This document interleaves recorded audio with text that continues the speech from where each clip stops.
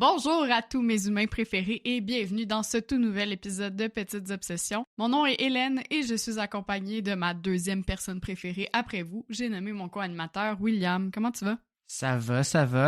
Écoute, moi, t'es ma personne préférée, puis après ça, c'est nos auditeurs, mais en tout cas, c'est correct, hein, on s'obstinera pas là-dessus. Ben là, non.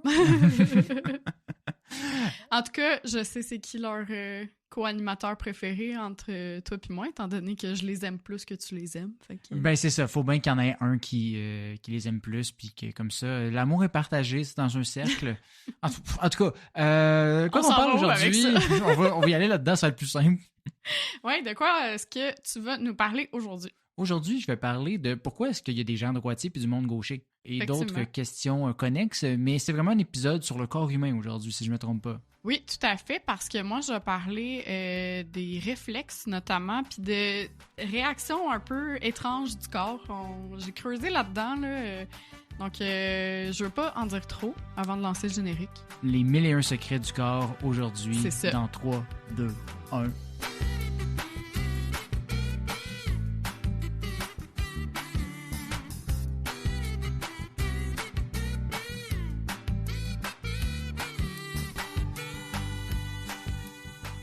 Hélène? Oui, c'est moi. C'est toi? Ben, parfait. Des fois, on n'a pas besoin d'aller chercher loin pour trouver des mystères de la vie. Des fois, ça peut simplement être de se poser la question pourquoi est-ce que certaines personnes sont droitières et d'autres gauchères? Hein? Ben, d'après moi, c'est que les gauchers sont des descendants de Satan, là, mais bon. Hey, si tu savais à quel point t'es proche dans cette réponse-là, mais on va beaucoup trop vite. Je veux juste dire que les ambidextres, si c'est pas des descendants de Satan, genre moi, quelqu'un qui est capable d'écrire normalement... là, arrête, là, t'as dit à tout le monde que t'es aimé, là, t'es en train de toutes les insulter. Arrête ça tout de suite. Ben là, toutes les insultés sont peut-être 4 sur la planète. là, fait que, pourquoi est-ce qu'il y a des personnes droitières ou gauchères? On va y aller là-dedans, puis simple, puis stop. D'accord. Laissez-moi poser ma question. Mais, voilà, question toute simple, et que je vais répondre aujourd'hui. Donc, pourquoi est-ce qu'on n'est pas aussi bon de chaque bord, justement? Pourquoi est-ce qu'on n'est pas ambidextre, tous les humains de la Terre? Et est-ce que c'est vraiment juste au niveau de la motricité qu'on est meilleur d'un bord que de l'autre? Ou est-ce qu'il y a d'autres parties de notre corps? Eh bien, aujourd'hui, c'est là-dessus que j'ai eu envie de m'attarder. En fait, ça, puis pourquoi est-ce qu'on a toujours une narine plus bouchée que l'autre quand on est enrhumé? Et ça, tout en passant par une petite partie d'étymologie parce que c'est plus fort que moi. Mais en tout cas, gros épisode aujourd'hui pour moi. Et ça, c'est sans compter ta partie, hein? Bien entendu, Hélène. Qui va être un gros épisode aussi. On va répondre à beaucoup de petites questions là, que vous avez là, dans ma partie aussi. Plein de petites obsessions. Ouais. Donc, pour résoudre le mystère du droitier-gaucher, il faut commencer par la base. Parlons de symétrie. On va creuser l'abcès tout de suite. C'est pas clair tout à fait encore pour les scientifiques pourquoi est-ce qu'il y a la symétrie chez les animaux. Parce qu'on s'entend, la majorité des animaux sont symétriques, à part quelques petites exceptions, genre un cerf qui va avoir une corne avec un bout de plus qu'un autre, là. Mais majoritairement symétrique. Par contre, il y a des explications sur pourquoi ce phénomène-là persiste. Selon Emily Standet de l'Université d'Ottawa, on peut tout d'abord remercier la physique. Si on considère que la vie sur Terre a d'abord débuté dans l'eau, il est logique de s'imaginer qu'un poisson symétrique survive davantage qu'un poisson asymétrique au niveau de l'évolution. Être symétrique leur permettrait de se propulser vers l'avant dans une ligne droite, donc plus facilement. Donc, un animal qui peut bouger plus vite du point A au point B a plus de chances de survie qu'un qui est pogné à tourner en rond parce qu'il y a une nageoire inégale comme Nemo, là, t'sais. La question de la symétrie peut aussi être regardée au niveau cellulaire parce qu'elle est fondamentale au niveau de la division des cellules. Un organisme qui commence comme une seule cellule va organiser son matériel génétique de façon symétrique à l'intérieur de la cellule pour s'assurer que quand elle va se diviser en deux cellules, ben la deuxième cellule est tout ce qu'il faut comme copie de son matériel génétique pour ensuite faire exactement la même chose. Là, c'est à moi que j'ai ma... C'est comme une maman qui donne égal à tous ses enfants. Là. Il n'y en a pas un préféré. Ben, en fait, c'est pour s'assurer qu'elle puisse être copiée exactement. Oui, ben, c'est du clonage, là. Oui, ben, c'est ça. J'espère qu'on l'a bien expliqué quand même. Sinon, je ferai un erratum dans un futur épisode. Il faut se rappeler que tout ça est basé sur des recherches Internet et mon expertise en biologie développée au secondaire 5. Là. Tout ça pour dire que les corps animaliers sont relativement divisés en deux de façon plus ou moins égale. 2 bras, 2 jambes, 2 yeux, 2 oreilles et 2 hémisphères de cerveau. Oui, tout à fait. Bon, il y a d'autres parties, mais je mets l'emphase là-dessus parce que, guess what, les hémisphères sont le secret de notre épisode d'aujourd'hui, en tout cas du moins de ma partie. Là. Attention ici, par contre, j'ai mentionné qu'on avait deux hémisphères symétriques, mais j'ai pas dit qu'ils étaient identiques. Encore une fois, là, c'est pas juste comme là, un petit peu différent à l'œil, mais chaque hémisphère comporte des aires visuelles, motrices, etc. Donc, ils peuvent faire sensiblement les mêmes choses. OK. Ils n'ont cependant pas nécessairement les mêmes fonctions dans leur day-to-day. Ouais. Tout d'abord, un élément distinctif et intéressant par rapport à ceux-ci, c'est qu'ils contrôlent les fonctions motrices de chaque côté du corps de façon inversée. OK. Donc, moi, tu vois, par contre, je pensais que, mettons, je dis n'importe quoi, là, la motricité était dans l'hémisphère gauche, puis la créativité ou mais ça, c'est la version... l'intelligence spatio-temporelle, mettons, est dans l'hémisphère droit. Je pensais pas qu'il y en avait de chaque côté. Mais en fait, un petit peu, là. Je vais y Qui arriver. géraient à leur façon. Comme à chaque fois. Tu devines toujours trop vite vers où je m'en vais. Mais c'est parce que ce podcast-là me rend juste tellement intelligente. Ah oui, c'est ça, exactement, c'est ça. Ou elle me rend vraiment stupide, puis je vais pas assez vite. Un des deux. Mais oui, les deux ont les mêmes capacités théoriquement. Ouais.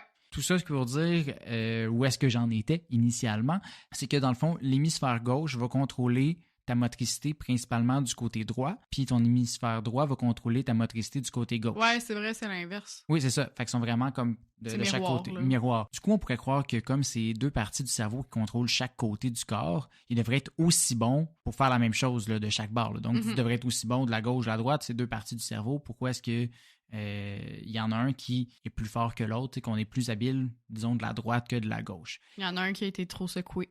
Ben non. Non, en fait, on a tous un hémisphère qui prédomine sur l'autre pour exécuter certains gestes et on appelle ça la latéralisation cérébrale. OK. Dans le fond, toute activité mentale comme compter, parler, écrire, etc. sont effectuées de préférence par un seul hémisphère cérébral. Ouais, fait que c'est pour ça qu'il y a par exemple du monde qui sont plus forts en maths, ils vont utiliser plus un hémisphère, puis ceux qui sont plus forts en français vont utiliser l'autre hémisphère. Ben, en fait, ça peut être dans la même catégorie. Je suis plus sûr. En fait, j'ai pas la liste exhaustive de qu'est-ce que chaque hémisphère fait. Il me semble que les chiffres sont plus à droite. Mais peu importe, mais c'est plus dans le sens de dire comme, tu sais, si on utilisait nos deux hémisphères à part égale, on aurait comme toutes les mêmes compétences, quasiment, ou en tout cas... Oui et non, là. Je veux dire, ton cerveau peut être quand même moins bon puis moins développé que d'autres personnes, là. Ça fait que c'est pas relié à ça. Mais oui, tu peux avoir plus de force dans un hémisphère que dans un autre. Ça, c'est certain. Dans le fond, toutes les activités mentales, comme compter, parler, écrire, comme je disais, sont effectuées de préférence par un seul hémisphère cérébral. Donc, c'est pas que l'autre n'est pas capable, c'est juste qu'il y en a un qui va prendre le dessus pour cette compétence-là. Donc, les scientifiques pensent, entre autres, que cette façon de fonctionner du cerveau évite que les deux hémisphères entrent en compétition. Tu sais, c'est pas un quiz télévisé où un hémisphère doit poser sur le bouton avant l'autre s'il a sa réponse. Ça nous donnerait mal à la tête sur un Ben, c'est ça. Ça serait ben trop fatigant pour nos petits neurones. Donc, chaque hémisphère se divise un peu les tâches, c'est-à-dire comme toi, tu t'occuperas de ça, moi, je vais m'occuper de ça. Fait que, tu sais, ils capitalisent un peu chacun sur leur force. Disons ça un peu ici si on veut l'imager. Ça veut pas dire, par contre, qu'un seul des deux va participer à l'activité mentale. Des fois, les deux peuvent le faire. Disons que tu as un hémisphère qui normalement répondrait à un besoin, mais il est occupé à faire autre chose, mais l'autre peut essayer de compenser et le faire à sa place aussi, peut-être de façon moins rapide ou moins... c'est pas deux cerveaux que tu as un seul cerveau quand même, c'est juste qu'ils communiquent l'un envers l'autre et il y en a un qui va prendre la décision, disons. Ça me fait penser ça que j'ai sorti un TikTok sur le fait, est-ce qu'on utilise vraiment 10% de notre cerveau? Fait que vous la irez réponse, voir ça. c'est non. La réponse est non, Ouais, mais c'est je vous explique tout ça dans le TikTok, fait que vous irez voir ça. Comme je t'ai dit par contre, on a tous un hémisphère qui est dominant sur l'autre et qui prend plus souvent le dessus. Donc, c'est plus souvent lui qui va dominer, qui va prendre le plus de charge mentale-ish, là. On peut dire ça comme ça. Pauvre petit. Ouais, c'est ça. L'hémisphère dominant, ça peut varier chez chaque personne. En fait, c'est pas tout le monde qui a le même hémisphère dominant. Ouais. Fait que ça peut être chez certains le droit, chez certains le gauche. Ouais. Mais chez 90% des gens, c'est le même hémisphère. Donc, soit le gauche, soit le droit. Selon toi, c'est lequel qui est dominant chez la majorité des gens, Hélène? T'as une chance sur deux. Là. Ben là, tantôt, tu parlais que c'était inversé. Mm-hmm. Dans le sens, l'hémisphère droit s'occupe du côté gauche.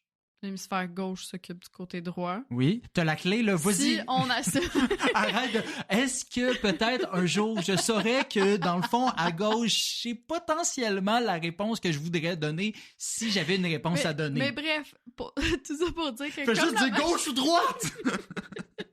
La majorité des gens étant droitiers, j'assume que c'est le gauche. J'assume que c'est le gauche. Oui, exactement. Donc, si on peut résumer vraiment très rapidement, plutôt que dans ta façon de le répondre. C'est l'hémisphère gauche qui contrôle le langage. Donc, on a un hémisphère gauche dominant chez la majorité des gens. Et on se rappelle que chaque hémisphère est responsable du mouvement du côté inversé du corps. Donc, il est en charge du côté droit. Donc, la majorité des gens sont droitiers, comme tu as dit. Ouais. Là, ça se peut que certains d'entre vous à la maison vont se dire que ça a été un peu vite le lien entre le langage et la motricité. Je le sais, mais je voulais pas vous laisser sur le suspense plus longtemps. Je vous explique le lien tout de suite.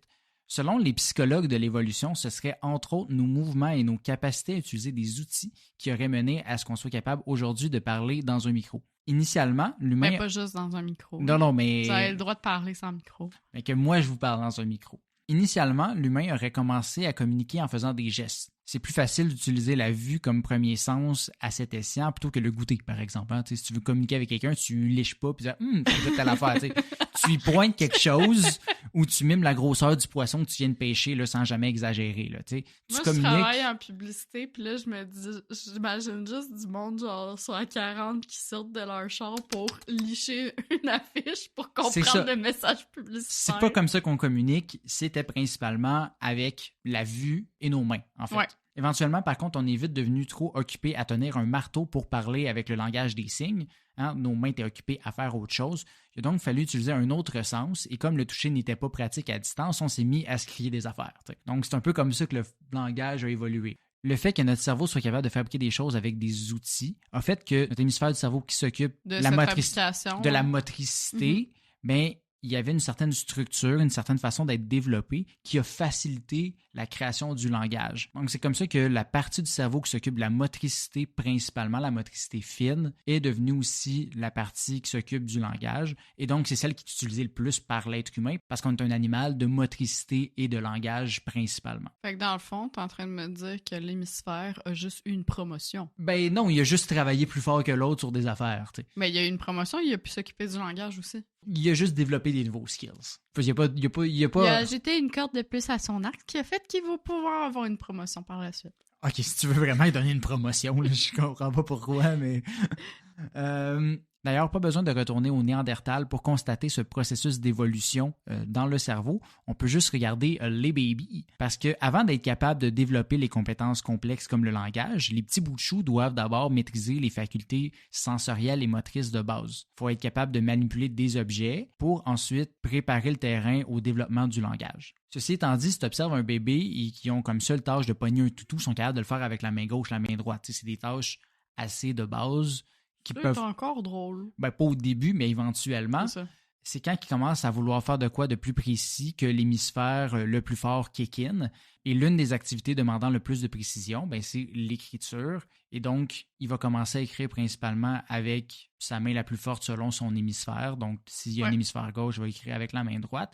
Puis après, ben, ça va être juste, effectivement, plus de la pratique. Le fait qu'il va toujours pratiquer avec cette main-là qui va faire qu'il va vraiment être meilleur pour écrire de la main droite que de la main gauche. Parce qu'on le sait, tu peux apprendre de l'autre, c'est pas que ton autre hémisphère n'est pas capable, comme les gens gauchers à l'époque qui se faisaient taper les doigts avec une règle, qui ont finalement appris à écrire avec la main droite. Ils étaient capables, c'est juste que initialement leur corps avait développé leur motricité plus de l'autre côté. Et c'est juste que, non, tu les insulteras pas encore. Non, mais c'est ça, j'allais dire pour vrai, là, comme je fais des blagues depuis tantôt, là, que c'est des enfants de Satan et tout ça, là, mais quelle horreur quand même. Oui, effectivement. Puis en fait, en plus, je te dis, on est tous capables de faire différentes choses avec nos hémisphères, mais il n'y a personne qui est absolument gaucher ou absolument droitier. C'est un spectre. Comme l'autisme, effectivement. Plus sérieusement, il y a une sorte de graduation, de gradation. Oui, de gradation. Parce que là, graduation, il y a où le diplôme puis le petit mortier, là? Plus sérieusement, il y a une sorte de gradation. Personnellement, je suis capable de me brosser les dents avec la main gauche, mais je serais pas capable de lancer un dard avec précision. T'sais. Mais c'est ça, j'allais te demander justement, parce qu'il y a des gens qui, mettons, ils sont droitiers, mais leur jambe forte au soccer, c'est la gauche. Quand je dis il est plus fort, ça veut pas dire que l'autre est incapable de rien faire, l'autre hémisphère, l'autre partie. Fait que dépendamment comment tu as développé ton corps d'une façon ou d'une autre, c'est possible. Du coup, c'est difficile de sortir des pourcentages de combien de gens sont vraiment droitiers ou gauchers. Les chiffres varient vraiment selon les sources que je regardais. Fait que disons entre 10 et 15% des gens seraient gauchers. Ouais, c'est ça que j'avais en tête. Et les ambidextres représenteraient entre 3 et 4% de la population générale. Mais c'est vraiment difficile, c'est juste qu'ils touchent un peu à tout. Fait que c'est difficile de dire est-ce que c'est vraiment ou sont-ils un peu plus gauchers, comment tu les catégoriserais réellement. J'envie tellement les ambidextres. Ouais, ben encore là, bon, je suis pas sûr que ça change grand-chose dans non, leur mais vie, ça change là. pas grand-chose, mais c'est plus en tant que personne ultra maladroite. Je suis comme... Ouais, mais t'es pas capable avec ta main J'aurais droite. peut-être plus de stabilité. Non, t'es pas capable de rien faire avec une main, tu serais pas plus capable avec deux, là. Je sais Tu serais pas. juste moins bonne des deux bords, je pense. D'accord. Mais c'est juste ça. D'ailleurs aussi, c'est possible que quelqu'un a un hémisphère gauche dominant et quand même être gaucher. C'est juste plus rare, mettons. OK. Fait que tu sais, comme mettons le gaucher qui a appris à écrire avec la droite, mais il va peut-être être droitier sur plusieurs affaires parce qu'il va avoir entraîné son autre côté. Donc c'est possible, c'est juste plus rare. C'est des surhumains, ces gens-là. Peut-être. Mais parlant de gaucherie, parce que oui, c'est ça le terme, j'aimerais faire une parenthèse linguistique suite à une découverte que j'ai faite lors de mes recherches pour cet épisode.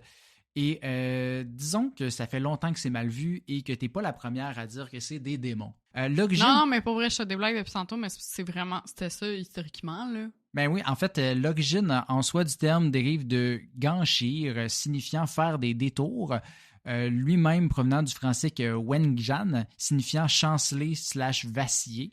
Donc, mais en gros, t'es un tout croche et maladroit. Déjà, initialement, le mot gauche. Gaucherie, ça sonne vraiment genre pas stable. Ben, on dit souvent quelqu'un qui est maladroit, on va dire qu'il est gauche. Ouais, il est gauche, c'est Fait ça, que- hein? Ok, je suis pas folle. Fait que Ça existe. le terme est utilisé, mais il y a aussi un autre terme qui était utilisé pour parler de la gaucherie. C'était la sinistralité. Donc, comme l'adjectif sinistre, tu sais, ce terme utilisé pour parler de tout ce qui annonce de quoi de terrible. Ceci étant dit, initialement, sinister, ça voulait bel et bien dire juste du côté gauche. OK.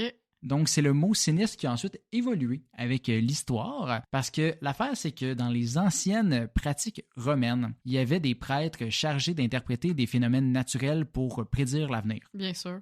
Ces pratiques divinatoires étaient appelées des augures OK. et leur interprétation était nommée des présages. Oui. Avoue que tu t'attendais pas à ce que je parle d'augure et de présages dans cet épisode-là. Pas nécessairement. Tu sais, comme dans mauvais augure, mauvais présage, les expressions qu'on utilise encore aujourd'hui, ces moments de divination consistaient alors principalement d'observation du chant et du vol des oiseaux. Celles-ci étaient entre autres effectuées lorsqu'on devait prendre des décisions d'État ou qu'on voulait savoir si les dieux étaient favorables ou non avec cette décision-là. C'était pas un processus très scientifique, j'imagine que tu n'es pas trop Je pense qu'à surprise, l'époque, il n'y avait pas grand-chose de scientifique. C'est ça. Fait que les devins lisaient alors leur présage à voix haute, et s'ils voyaient ou entendaient un oiseau ou un phénomène à leur droite, ça voulait dire que les dieux sont favorables, et si c'était à leur gauche, c'était défavorable. Donc le mot sinistre est devenu un peu synonyme de c'est mauvais parce que Ouais, ça annonce quelque chose. ça annonce, et la connotation négative de la gauche a ensuite subsisté dans la Bible, parce que la gauche était associée avec le diable et tout ce qui était mauvais, tandis que la droite était associée à Dieu et la sagesse. Oui, mais la droite, c'est la droiture, c'est la stabilité, tout ça. C'est de là que ça vient aussi, Oui. effectivement, là, ces termes-là.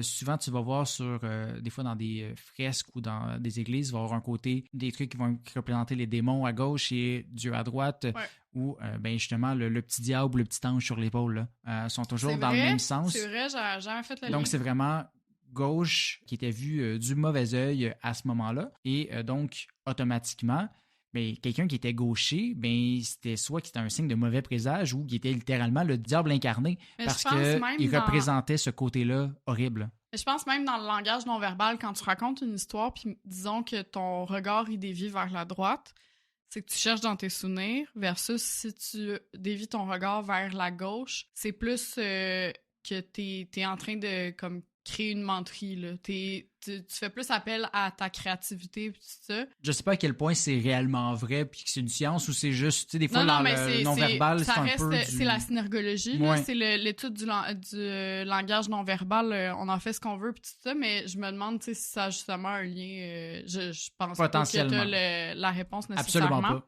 Mais il me semble que c'est ça, c'est la droite, c'est ça, c'est les souvenirs, puis la gauche, c'est le mensonge. Fait que faites attention si on vous raconte une histoire.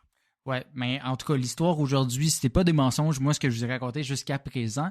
Mais c'est ça, une chance que la science est venue nous sauver, nous expliquer que tout ceci n'est que chimie du cerveau. Rien n'est aussi noir ou blanc que quelqu'un qui est gaucher est possédé par le démon. Hein? Fait que tant mieux. Ceci étant dit, cette parenthèse étant désormais close, j'ai mentionné nos hémisphères du cerveau ont un impact sur notre motricité et notre langage, mais ont-ils un impact sur d'autres parties du corps? Les oreilles, par exemple, dis-je comme ça, tout bonnement, par hasard. Oui, c'est vrai. Selon les études effectuées par des audiologistes à l'université d'Auburn en Alabama, on entendrait effectivement mieux avec notre oreille droite. Quand je dis mieux entendre, par contre, c'est pas une question de surdité, mais plus de rapidité. Les paroles entendues dans l'oreille droite se rendraient à la partie du cerveau qui processe et analyse ces paroles-là en 20 secondes parce que ça va directement de ton oreille droite à ton hémisphère gauche qui gère le langage. OK. Tandis que quand ça rentre dans ton oreille gauche, ça passe par ton hémisphère droit et ça doit ensuite traverser vers l'hémisphère gauche pour être traduit. Donc, ça prendrait entre 3 et 300 millisecondes de plus pour atteindre cette partie du cerveau. C'est pas grand-chose. C'est pas perceptible, mais... Mais ça a quand même un petit impact en soi. Et cet impact-là serait d'ailleurs ressenti davantage chez les enfants de moins de 11 ans. Okay. Par exemple, un enfant de 7 ans répéterait correctement des informations qu'il aurait entendues avec l'oreille droite 70% du temps et seulement 55% du temps lorsqu'entendu avec l'oreille gauche. Chez un enfant de 9 ans, ça serait 80% avec la droite, 75% la gauche. Puis à partir de 11 ans, c'est 90 dans les deux cas. Parce que, ça vient s'équilibrer. Là. Ça vient s'équilibrer, puis on ne peut pas toujours répéter parfaitement. Vous saurez donc maintenant dans quelle oreille répéter à votre enfant de ramasser sa chambre. Mais pourquoi est-ce que c'est pire chez les enfants, me demanderas-tu, Hélène? Pourquoi? Parce qu'ils sont pas encore complètement formés, j'imagine? Oui, exactement. C'est à cause du développement du cerveau, plus précisément de la myéline, une membrane du système nerveux. Le rôle de la myéline, c'est un peu un accélérateur permettant de transférer l'information entre les deux hémisphères. Un peu comme dans l'épisode 38, lorsque je parlais des transpondeurs qui passaient les informations dans les câbles Internet. Oui. Sinon, ça se perd en plein milieu. Oui. Ben c'est ça. L'information se perd chez les enfants quand ils passent d'un hémisphère à l'autre un peu, jusqu'à temps que... Mais la myéline, c'est un neurotransmetteur? C'est un... Oui, effectivement, c'est... je pense que c'est le terme scientifique de... Mais ça permet le transfert d'informations. Fait que, I guess que oui. Et comme c'est pas formé encore chez les enfants, ils ont plus de difficultés à retenir l'information s'ils entendent vraiment juste d'une oreille. Là. Ils peuvent entendre des deux oreilles en même temps, puis au final, il faut se rendre. Ouais. Chez l'adulte, c'est presque pas perceptible dans la majorité des cas, excepté lorsqu'on multitask. Puis, mettons, on essaie d'écouter deux conversations en même temps. Tu sais que t'en as une à ta gauche, une à ta droite, t'es assis en plein milieu d'une table. C'est vraiment l'enfer. Oh mon Dieu, c'est horrible ça. Les personnes distraites par des conversations dans les deux sens auraient un avantage entre 7 et 40% avec leur oreille droite. Fait qu'ils entendraient un peu mieux la conversation à droite. Du coup, c'est pas juste avec les enfants que c'est utile cette information-là. Vous allez savoir maintenant comment vous positionner dans une pièce bruyante si vous voulez écouter quelque chose plus précisément.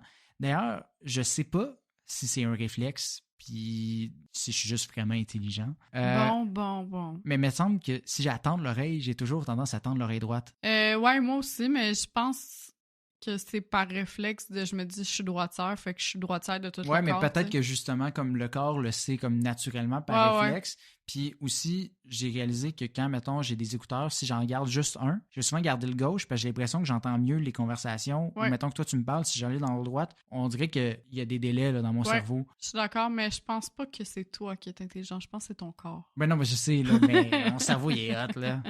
En tout cas, c'est bien fait pareil. Oui, cette petite bête-là. Et parlant de bien fait, j'aimerais revenir sur une question posée en début de partie. Pourquoi est-ce qu'on a toujours une narine plus bouchée que l'autre lorsqu'on est malade? Ça a rapport avec la gauche-droite, mais pas tant avec le reste de ce que j'ai parlé aujourd'hui, parce que ça n'a pas rapport avec les hémisphères du cerveau. Les hémisphères des sinus. Je sais pas. Non. Mais là, je parle vraiment de la situation où tu as une narine qui semble libre comme l'air, tandis que l'autre est complètement bloqué là, quand tu as le C'est tout le temps comme ça. Tout le temps comme ça, effectivement. Mais sache que c'est quelque chose qu'on remarque quand on a le nez bouché, mais c'est Ben, effectivement, là. mais c'est relié à un phénomène qui arrive en permanence dans notre nez. OK. Nos narines alternent constamment leur niveau d'ouverture entre elles. Ah! En général, lorsqu'on respire, le 3/4 de l'air entrant va passer par une narine et le quart va passer par l'autre. L'alternance entre quelle narine prend plus d'air que l'autre s'effectue environ tous les 2 heures et demie. OK. Fait que ça l'explique pourquoi que tu t'en rends pas compte que ça change de narine à l'autre, parce que ça se fait vraiment très graduellement. En fait, c'est ça. Là, je te regarde, puis Ouais, moi aussi, en ce je moment, sais. je suis full conscient de par quelle narine je respire le mieux. En ce moment, c'est la gauche. Puis je suis rendu fou depuis que j'ai cherché ça, puis je fais ça constamment, à faire juste comme... J'arrive pas à détecter Ah, c'est là, laquelle. Attends. Ben, des fois, c'est plus facile que d'autres, là, mais... Hey, moi aussi, c'est à gauche, je pense. On Mais- est pareil. Wow! Peut-être que dans 1 heure et demie, ça va être la droite. Ouais. Mais c'est ça. Puis j'ai repensé, puis j'étais comme, oui, c'est vrai que des fois, genre, tu te rends compte que tu as une narine super bouchée, puis plus tard dans la journée, tu es comme, voyons, c'est l'autre qui est bouché en ce moment. Ouais. Mais c'est ça, c'est juste que ton cycle a continué. Puis c'est vraiment rendu l'autre narine qui est bouchée. Puis là, ben en fait, ce qui arrive quand on est enrhumé, c'est que notre nez produit plus de muqueuse, de façon générale. Puis comme il y a plus d'air qui passe dans une, ben déjà, tu avais plus de facilité de respirer dans celle-là. Mais l'autre, déjà, qu'elle a juste le quart de l'air qui passe dedans, rajoute des grosses muqueuses dedans, il n'y a plus rien qui passe pantoute. Ouais. Fait que là, ça paraît vraiment pire à ce moment-là, tandis que dans la vie générale, ça te touche pas du tout. Donc voilà une autre réponse donnée aujourd'hui. Et c'est ça qui conclut ma partie. En espérant vous avoir appris davantage sur votre corps, il faudra nous écrire en commentaire si vous voulez qu'on creuse d'autres questions telles que pourquoi on a 2 poumons et 2 reins mais un seul cœur. Mais bon, on ne peut pas répondre à tout d'un seul coup. Au moins, par contre, toi, tu as plein d'autres réponses Ouais. à nous donner aujourd'hui en plus de ma partie. Fait que pas ces réponses-là, mais vous allez en avoir d'autres. Ouais, ben Will, comme tu le sais, le chiffre 42, c'est la réponse à la vie, à l'univers et à tout le reste. Et c'est d'ailleurs le titre de l'épisode parce que c'est l'épisode 42. Oh, on l'appelle vraiment comme ça finalement? Je sais pas. On Ben, l'appellera comme peut-être on voudra. pas. En tout cas, vous verrez. Bref, c'est pourquoi on va se parler aujourd'hui de mystères et secrets du corps humain. Là, j'ai nommé les réflexes et autres réactions étranges qui se produisent en nous. La première avec laquelle j'ai envie de commencer, c'est bien simple. C'est pourquoi est-ce qu'on rougit quand on est embarrassé ou stressé? Est-ce que tu as une idée? Question de température ou de... Tu as plus chaud. En tout cas, j'ai plus chaud quand je suis gêné. Fait que là, c'est comme plus de sang qui monte au visage. Ben, t'as une partie de la réponse. Dans le fond, là, c'est que quand t'es habité par ce genre d'émotion, donc l'embarras ou le stress, l'adrénaline, elle va embarquer à fond la caisse. Mm-hmm. Et là, ça a pour effet de dilater tes vaisseaux sanguins et donc ramener plus de sang au niveau de tes joues et du torse, donc tu deviens rouge. Est-ce qu'on est rouge du torse aussi? C'est juste qu'on le remarque pas ou... Ben moi, j'ai tendance à devenir Oui, c'est vrai, il y a des gens, rouge oui, du torse, effectivement. Puis tu sais, même quand je fais des réactions allergiques ou de quoi... Ah, t'as ou raison, c'est vrai. je suis stressée, là, j'ai comme des petites plaques rouges. Je suis peut-être tout seul de ma... Ben non, j'imagine que non, là. Mais par contre, tu vois, je rougis pas tellement du visage comparé à des amis que je sais que, tu sais, eux, ils deviennent rouges tomates. Mais moi, j'ai toujours les automatiques. joues rouges, là, les petites joues rouges en santé. Oui, c'est ça. Mais c'est ça, moi, au moins, je peux me couvrir d'un gros chandail. Tu sais, le visage, c'est plus difficile à camoufler. Deuxième réaction, j'imagine que tu le sais, mais le hoquet, c'est ton diaphragme qui disjoncte. OK? Mais Il savais-tu... pète un câble, là, il est juste comme « Wow, qu'est-ce qui se passe? » Exactement. Mais est-ce que tu savais que c'est pas juste un problème respiratoire? Non. Parce qu'on s'entend souvent... Ben, c'est dans ta associe- respiration, c'est dans ton cou, Ouais. dans ta gorge, là. Dans ta gorge, exactement. Bon. Ben, en fait, ta santé digestive entre aussi en ligne de compte. OK? Généralement, tu vas avoir le hoquet quand ton estomac est plein parce qu'il se dilate puis il vient titiller ton diaphragme parce qu'ils sont un à côté de l'autre. Fait que le hoquet survient souvent quand t'as trop mangé, t'as mangé trop rapidement, t'as mangé épicé. Bref, c'est une réaction de ton estomac qui va comme pousser sur ton diaphragme puis là, qui va faire qu'il va spasmer en bon français. Je sais pas si t'as la réponse, mais est-ce que c'est aussi pour ça que les gens sous, des fois, qui ont le hoquet, ou c'est peut-être l'estomac trop plein? Je saurais pas te dire, très franchement. Mais il y a Je peut-être sais un pas. lien. Mais ça peut aussi, évidemment, survenir là, après un fou rire, des chatouillements et tout. Là, c'est pas la solution exacte, mais sachez que si, justement, vous avez trop mangé, ça se peut que vous ayez un hoquet après le classique écope de fin de repas. Mais c'est pas ça le plus fascinant. Je suis tombée sur une théorie comme quoi on aurait hérité ça de nos ancêtres amphibiens. C'est pour ça que je riais tout à l'heure quand tu parlais des... oui, c'est à cause des branchies, là. On pense qu'encore on a des branchies. Exactement. Les poissons ont des branchies, les grenouilles ont des poumons, mais les têtards, eux, ils ont les deux. Ils ont des branchies et des poumons. C'est ce qui leur permet d'aisément transiger entre un milieu aquatique et un milieu terrestre là, pour respirer. Pour faire simple, sous l'eau, ils utilisent leurs branchies pour retirer l'oxygène et respirer. Mais pour éviter que l'eau rentre dans leurs poumons en inspirant, ils ferment un petit clapet qu'on appelle la glotte. Puis ça, ben, ça provoque une forme de hoquet. C'est bien beau tout ça, mais c'est quoi le rapport avec les humains? Ben, la revue New Scientist a publié une recherche selon laquelle une forme de hoquet était observée chez les animaux à branchies. Puis il y a plus de 370 millions d'années, donc il y a très, très, très longtemps. On était dans l'eau, nous autres, ici. C'est ça. Toutes les créatures terrestres, donc de la Terre, là, étaient équipées de branchies pour pouvoir respirer sous l'eau. Avec l'évolution, il y a certaines espèces, notamment nos ancêtres, qui sont passés de la mer à la terre, puis elles ont perdu leurs branchies là, au fur et à mesure justement de l'évolution, mais n'ont pas le réflexe du hoquet. Fait que quand on a le hoquet, notre diaphragme, qui est le muscle responsable de l'inspiration et de l'expiration, il va se contracter sous forme de spasme puis expulser l'air pour éviter justement qu'on s'étouffe ou des choses comme ça. Sauf qu'au même moment, notre glotte, donc qui est à l'entrée du larynx dans ta gorge, elle va se fermer brusquement, ce qui va bloquer la sortie d'air et provoquer le fameux hic, parce que cette transition d'air, dans le fond, fond là. Ben c'est ça, ça va faire vibrer tes cordes vocales. Fait que de là, ça vient le hoquet. Ah, j'avais déjà vu, justement, parce que j'avais su qu'il y avait un peu un côté des branchies, je savais pas l'explication complète, mais j'avais vu dans les fameux trucs de grand-mère là, pour enlever le hoquet, il y en avait un, c'était juste dis-toi, je suis pas un poisson. Je suis pas un poisson. Je suis pas un poisson. C'est bon! Moi, mon père était comme retiens ta respiration pendant 17 minutes. Ben, je sais pas s'il y a un rapport, justement, de retenir sa respiration, étant donné que c'est comme aller en dessous de l'eau.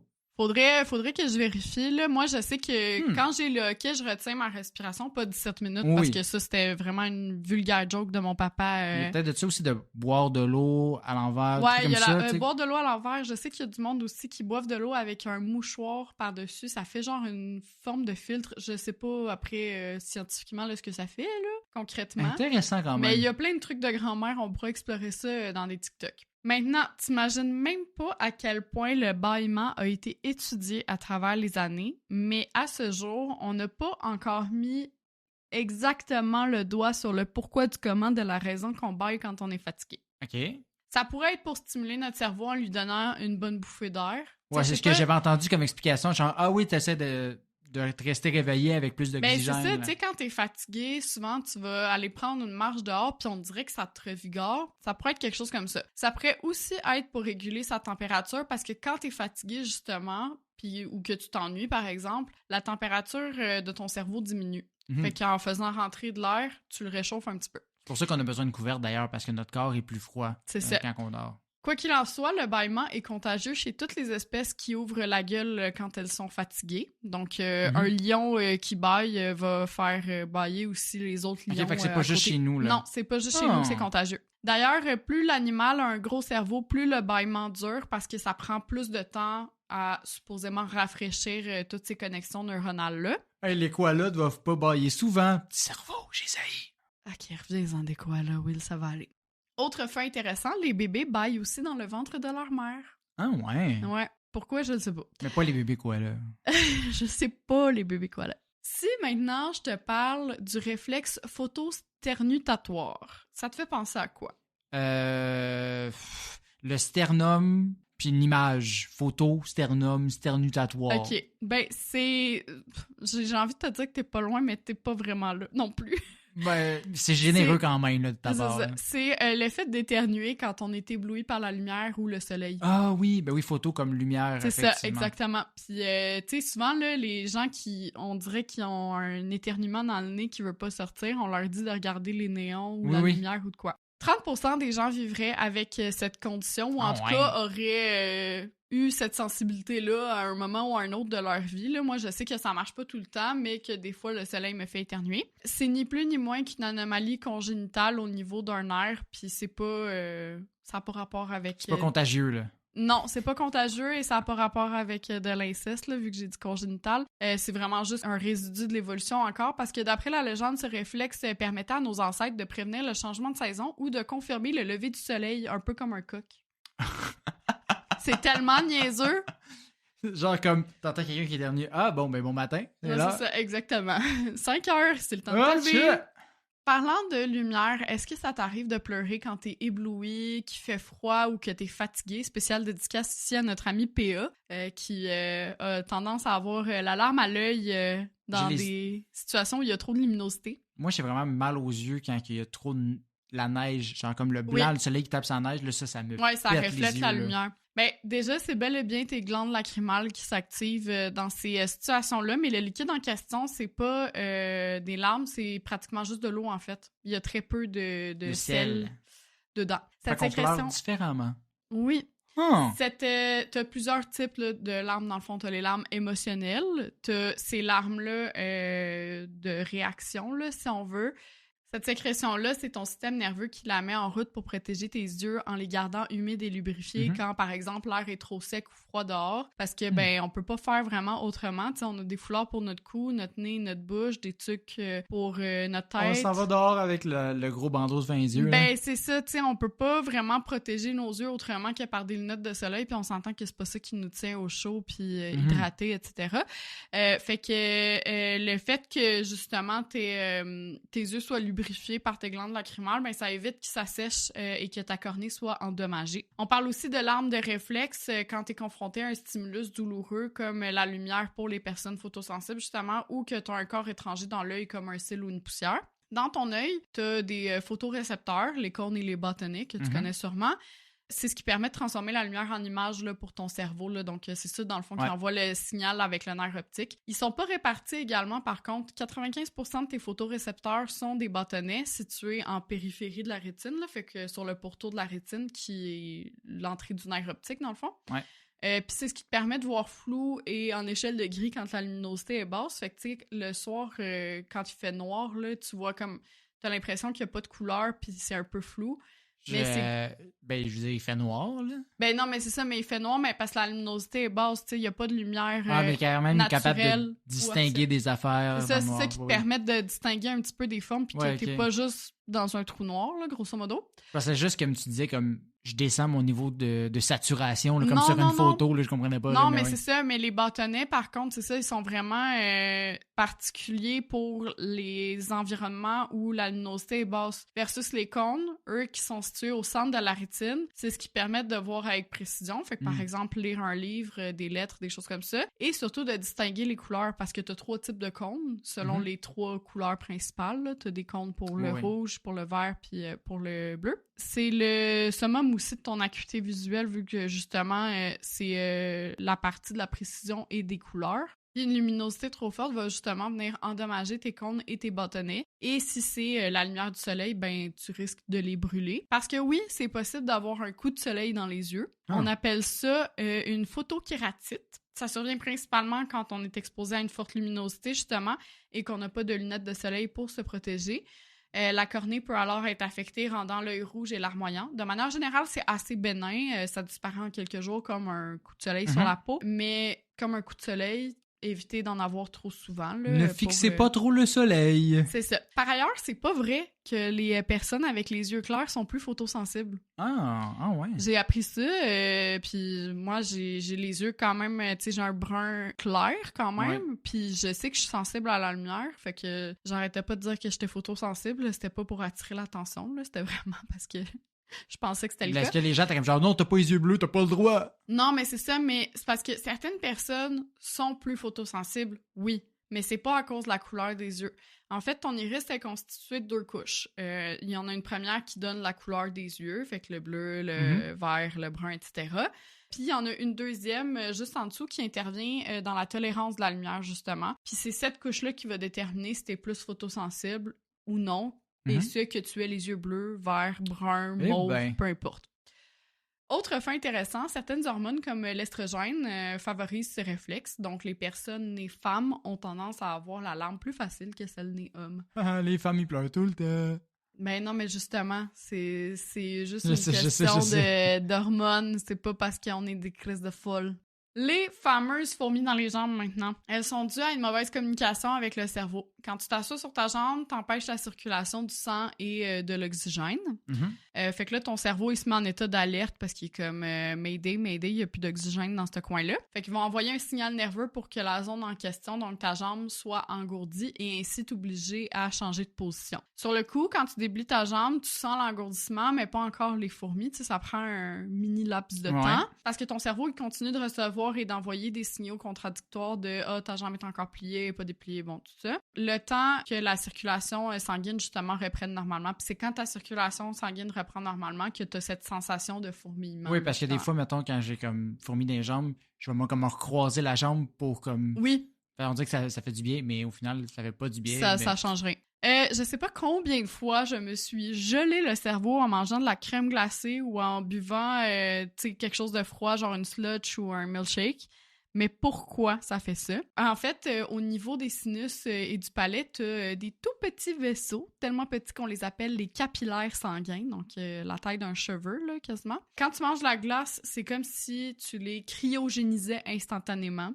Sauf que, bien évidemment, ils sont pas consentants, fait qu'ils te répondent avec un mal de tête direct. En vrai, là, ils refroidissent trop vite, puis une fois qu'ils reviennent à une température normale, ils comprennent pas trop ce qui vient de se passer. Fait que comme pour les autres réflexes, ils vont se défendre en activant des neurotransmetteurs qui, eux, vont dilater les vaisseaux de la tête, de la gorge, la nuque, etc. pour réchauffer les autres capillaires, là, en fait, sanguins. Et c'est ce qui provoque justement le mal de tête, là, cette vasodilatation.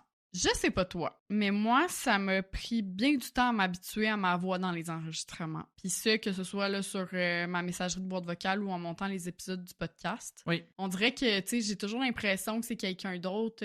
Puis si c'est ce que vous entendez, vraiment, je m'en excuse. Non, ta voix est bien correcte. Mais il me semble qu'on en a déjà parlé dans un autre épisode de ça. En fait, dans l'épisode sur les 5 sens. Ça se peut, mais je voulais y revenir parce que... Ça résonne dans ta mâchoire. Ouais. Grosso modo, là, notre voix sonne différemment parce que le son peut prendre plusieurs chemins pour se rendre à nos petites oreilles et nos petits cerveaux. Petit cours de biologie 101 si justement vous n'avez pas écouté notre épisode sur les 5 sens, mais les sons, ce sont des ondes qui se propagent dans l'air. Puis quand ces ondes entrent dans le conduit auditif et disent bonjour au tympan, elles font aussi vibrer les osselets, fait que les tout petits os des oreilles. Ces vibrations-là sont alors transformées en informations que le cerveau peut interpréter et c'est ce qu'on appelle la voix aérienne. Maintenant, quand tu parles, tes osselets vibrent aussi à cause du mouvement de ton crâne, comme tu le disais, là, donc la mâchoire, mais aussi ta trompe d'Eustache qui est un organe, en fait, qui relie tes oreilles au nez. On appelle ça la voix solidienne, c'est-à-dire que ton crâne et ta fosse nasale deviennent la caisse de résonance au niveau du son. Puis comme les autres transmettent plus facilement les sons graves, ben ta voix, tu l'entends plus grave que les autres l'entendent ou que lorsque tu l'écoutes dans un enregistrement. Fait que moi, par exemple, justement, quand j'entends ma voix dans un enregistrement, je suis comme, mon Dieu, je sonne donc bien aigu. Parce que dans ma tête, je sonne un petit peu plus grave, là, pas non plus niveau ténor ou de quoi. Ah, mais c'est que ça résonne. Mais c'est ça, exactement. Puis c'est aussi pour ça qu'on voit souvent les chanteurs se tenir l'oreille avec la main. Ça permet de mieux percevoir le son par voie aérienne, justement, donc d'entendre, en guillemets, leur vraie voix. Son, ouais. Will, on dirait que je l'ai jamais remarqué chez toi, mais est-ce que ça t'arrive d'être sur le chemin du retour vers notre appartement? Tout va bien, puis tout d'un coup, tu mets la clé dans la porte et là, tu as une envie fulgurante de faire pipi qui te prend. Oui, ça arrive. Ben toi, c'est parce que... Moi, on dirait que c'est systématique. Ben, en fait, c'est ça. J'aimerais bien aller aux toilettes en premier, mais t'es tout le temps déjà rendu dans la salle de bain qu'on arrive, fait que je peux pas. Désolée. Beaucoup de gens vivent ce que certains appellent le syndrome du paillasson. C'est absolument pas grave là, comme condition, sauf si évidemment vous souffrez de problèmes d'incontinence, là, je vous invite à aller consulter. Puis ça, ben, c'est purement psychologique. Là. C'est vraiment juste ton cerveau qui se dit « Hey, t'es dans un safe space. Tu peux ouvrir les écluses sans problème. » Mais le problème, c'est que si justement, il faut que tu montes des marches ou de quoi pour te rendre aux toilettes, là, c'est une autre paire de manches. Parlant de cerveau un peu con, as-tu déjà connu cette sensation où tu as l'impression de tomber quand tu t'endors? Mais oui. Moi, ça m'est arrivé pas plus tard que la semaine dernière. Oui, on dirait que t'as genre fait un spasme de sauter de 1 mètre dans les airs, là. J'en savais pas de bon sens, là. Ben, ça arrive parce que ton cerveau croit que t'es mort. Ces spasmes-là, on les appelle des secousses hypniques ou myoclonies d'endormissement. Ouais, OK, des petits termes là, bien simples. Bien légers, c'est ça, exactement. Ce qu'on pense qui se passe, c'est que ça arrive quand on tombe trop rapidement dans un sommeil paradoxal. Fait que souvent, quand t'es très fatigué, là, c'est là que ça va arriver. Ce qui donne l'impression à ton cerveau que ton âme s'envole. Fait qu'il envoie une espèce de décharge pour être sûr que t'es encore branché, finalement. Là, OK, fait que là, c'est pour ça que ça t'es ça encore te en shake. vie. Fait que c'est pour ça que tu fais un petit peu le bacon là, pendant 2 secondes, ça te réveille, mais au moins ton cerveau il est rassuré, t'es encore en vie. T'as sûrement remarqué aussi que les personnes nées femmes sont souvent plus souples que celles nées hommes. On n'y fait évidemment pas exception là, avec ma capacité à toucher mes orteils sans fléchir les genoux et ta souplesse légendaire de 2/4. Yeah! Ben, c'est que les hormones féminines, donc l'estrogène et la progestérone notamment, aident à relâcher les tendons et les muscles. Mais attention, c'est un cadeau empoisonné, mesdames, de pouvoir faire la split. Cette souplesse-là, c'est avant tout pour faciliter les accouchements et non pour trouver une job au Cirque du Soleil. Ah, OK, fait que moi, vu que j'ai pas besoin d'accoucher, c'est correct que je ne sois pas capable de toucher mes orteils. C'est ça. C'est pas très grave, hein? Puis enfin, parlant d'accouchement, le corps humain est si étrange qu'il peut faire croire à une femme qu'elle est enceinte alors qu'elle ne l'est pas. On appelle ça une grossesse nerveuse. Et à l'inverse, quand une femme est réellement enceinte mais ne présente aucun signe de grossesse, on parle de déni de grossesse. Puis là, je me suis demandé vraiment comment c'est possible, comment tu peux développer des symptômes, jusqu'à avoir des nausées, vraiment avoir une bédaine de femme enceinte, ou au contraire, comment tu peux cacher un bébé là, qui... Ah, mais il y en a que ça paraît vraiment pas, là. C'est ça, exactement. Là. Comment ça se fait que l'affaire qui métamorphose le plus ton corps ne soit pas apparent? Commençons par la grossesse nerveuse, aussi appelée pseudociesis. Les femmes qui vivent ça ont souvent une absence de règles et un ventre arrondi, comme je le disais, soit pas mal des 2 principaux signes d'une grossesse, on s'entend? Fun fact, le plus ancien cas répertorié concernait Marie Tudor, reine d'Angleterre. En effet, celle qu'on appelle aussi Bloody Mary semblait attendre un héritier ou une héritière avec le roi Philippe II d'Espagne en 1555. Elle avait le ventre et la poitrine arrondis, souffrait de nausées matinales, sentait même du mouvement dans son ventre, sauf qu'il n'y avait pas de bébé. Okay. Évidemment, il y a eu plein de théories du complot. La première étant, la reine était morte en couche et comme Avril Lavigne, on lui avait trouvé une sosie. Le bébé avait tout simplement pas survécu et j'en passe. On s'entend, à l'époque, il n'y avait pas de test de grossesse, de prise de sang, d'échographie prénatale et autres possibilités de confirmer la présence d'un fœtus dans un utérus comme aujourd'hui. Hein. Mais ça n'empêche pas que ça arrive quand même encore, voir que c'est possible de faker une grossesse consciemment.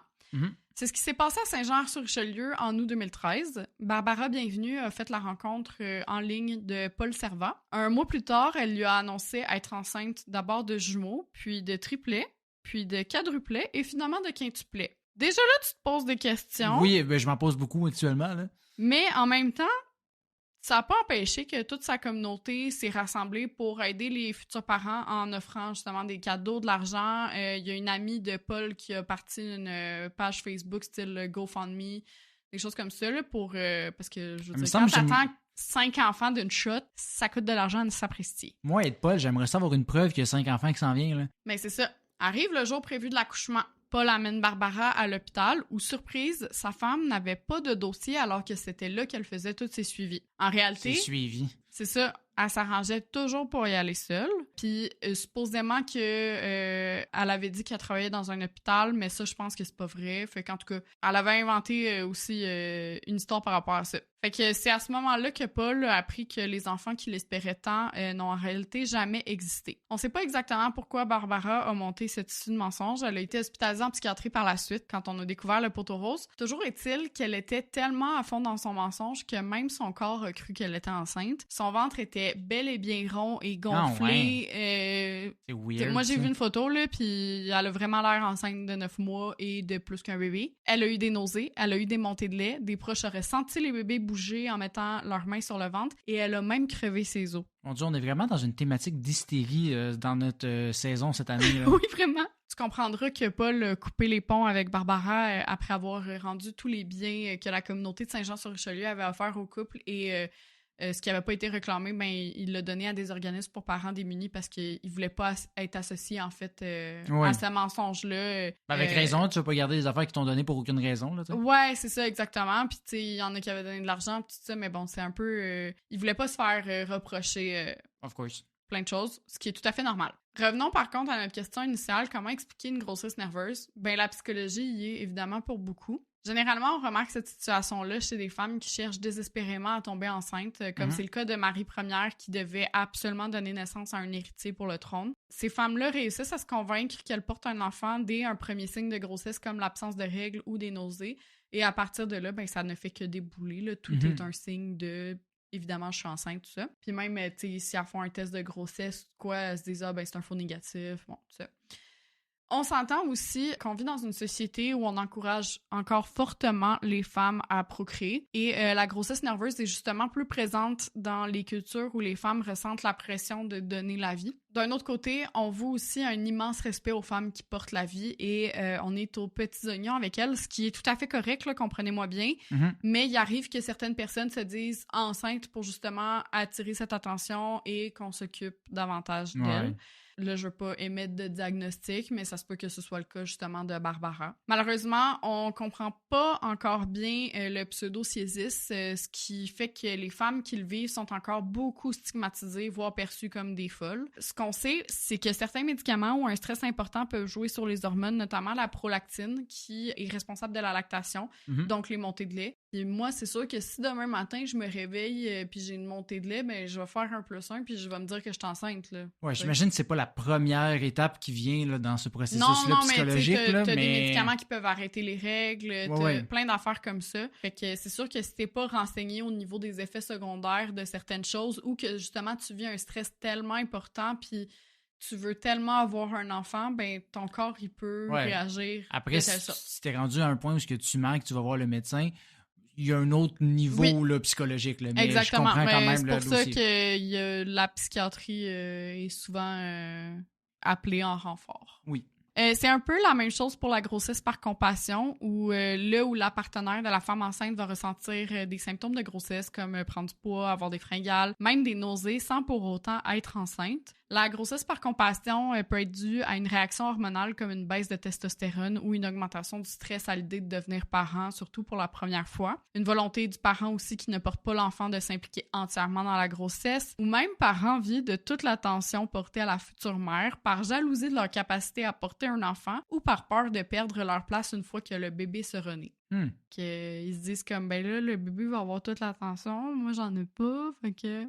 Le cerveau, c'est fort quand même. Vraiment. À l'opposé, lors d'un déni de grossesse, une femme est enceinte d'au moins 14 semaines, mais n'en a aucunement conscience. Puis c'est aussi un déni collectif dans le sens où personne ne pense non plus qu'elle est enceinte, tu sais. Puis souvent, ce qui est plate avec ça, c'est que ça vient avec un sentiment de culpabilité parce que la femme se remémore son mode de vie, tu sais, elle sait qu'elle a bu de l'alcool à tant de reprises ou bon, des choses comme ça que si elle avait su qu'elle est enceinte, probablement qu'elle aurait plus fait attention.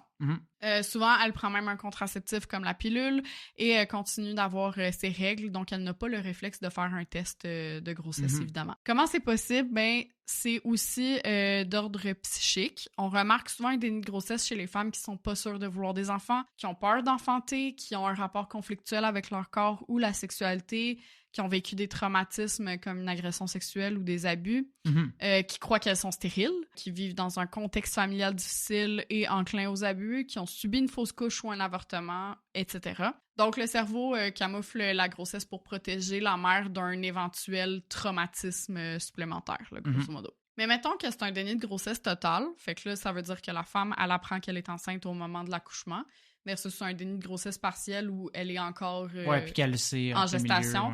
C'est ça. Normalement, le bébé, il a un certain poids, là, on s'entend à ce stade-là, ce qui fait que c'est quand même difficile de le cacher. Ouais, ben je veux dire, la personne peut juste penser qu'elle a pris du poids de façon générale, là, tu sais, dépendamment comment elle fait ta bédaine. Mais ça reste que, tu sais, mettons un bébé, je sais pas c'est quoi le poids moyen d'un bébé naissant, là, mais disons que c'est 2 kilos, là. En tout cas, je vais t'expliquer, là. Oui, je comprends pas. Dans une grossesse dite classique, le bébé, il est recroquevillé sur lui-même, dans le ventre de la mère. La tête est collée sur les genoux, tu sais, il est comme en position groupée, là, je pense qu'on appelait ça au primaire. Dans un déni de grossesse, le bébé, il est plutôt allongé le long de l'abdomen et de la colonne.